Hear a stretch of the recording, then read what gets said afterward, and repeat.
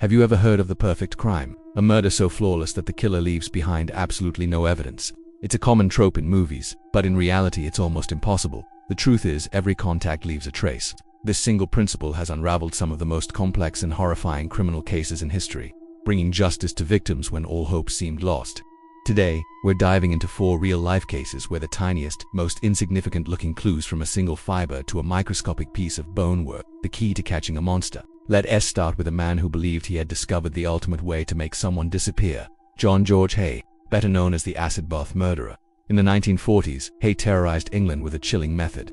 He would befriend wealthy individuals, lure them to his workshop, murder them, and then submerge their bodies in a drum of concentrated sulfuric acid. He thought this would completely erase his victims, allowing him to forge documents and steal their entire fortunes. He was meticulous, cold, and confident. He believed he had found the perfect murder, but he made a fatal miscalculation. After murdering his final victim, Mrs. Olive Durand, Haigh disposed of her body in the usual way. However, suspicion was already mounting, and the police raided his workshop. At first glance, it seemed he might have succeeded. There was no body, but investigators noticed a strange, thick sludge left over from the acid. They called in the legendary forensic pathologist Sir Bernard Spilsbury to examine it. Inside that gruesome residue, Spilsbury's team made a series of shocking discoveries. First, they found part of a human foot bone. It was small, but it had resisted the acid. Then, they found gallstones and, crucially, fragments of a set of artificial dentures. These materials are incredibly resilient and hadn't dissolved. Nearby, they also found the victim's handbag, which Haigh had carelessly overlooked. Those tiny, indestructible pieces of evidence proved that a human being had been dissolved on the premises. The dentures were positively identified as belonging to Mrs. Durand, and John Haigh's perfect crime fell apart. He was convicted and executed in 1949, and his case became a landmark example that even the most powerful acid does simply erase a person from existence.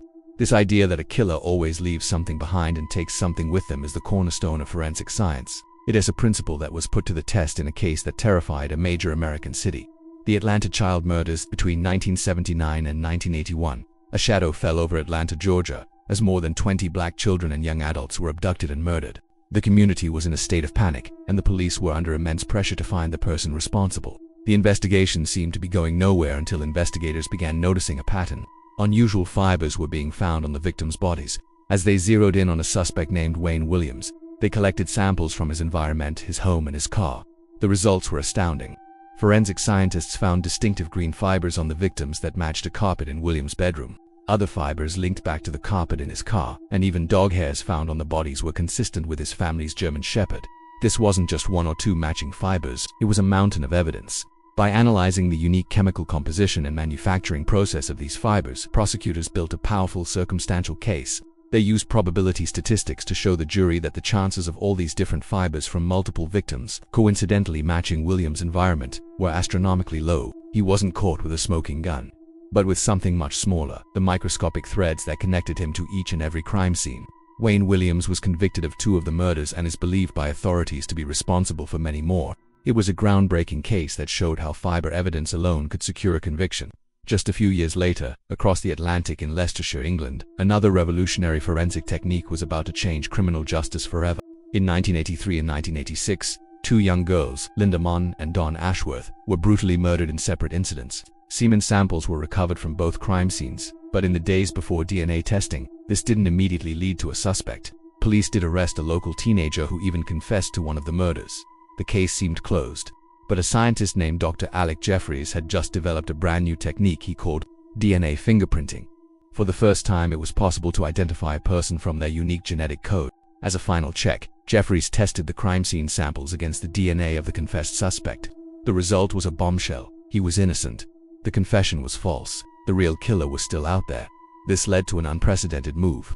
The police launched a massive voluntary screening, asking thousands of men in the local area to provide blood or saliva samples to be tested. The killer, a man named Colin Pitchfork, panicked. He convinced a co-worker to submit a sample for him, using a fake ID. But this deception was his undoing. The co-worker was overheard bragging about it in a pub, and the police were tipped off. They arrested Pitchfork, took his real DNA sample, and it was a perfect match to the evidence from both murders. In 1988, Colin Pitchfork became the first person in the world to be convicted of murder using DNA evidence.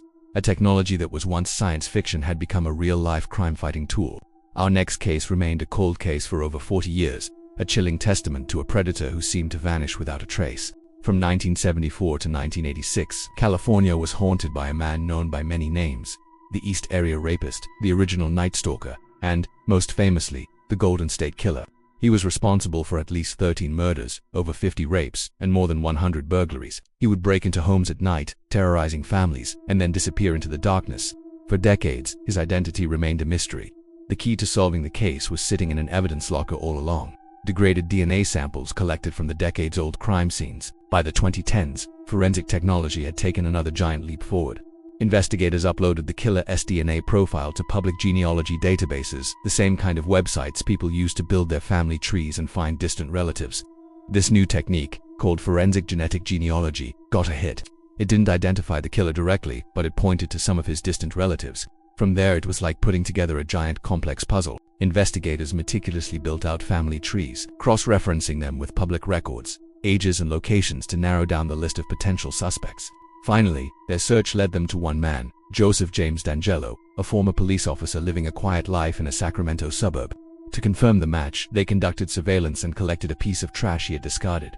The DNA from that item was a perfect match. In 2018, nearly 42 years after his last known murder, the Golden State Killer was finally identified and arrested, all thanks to a combination of old evidence and futuristic science. Finally, we come to one of the most infamous serial killers in American history, Ted Bundy. Bundy was intelligent, charismatic, and a master manipulator who managed to escape custody twice. In 1978, he was on trial for the brutal murders of two sorority sisters at Florida State University. The prosecution had a strong case, but they needed one more piece of physical evidence to definitively link Bundy to the crime scene. They found it on the body of one of the victims. She had a deep, distinct bite mark.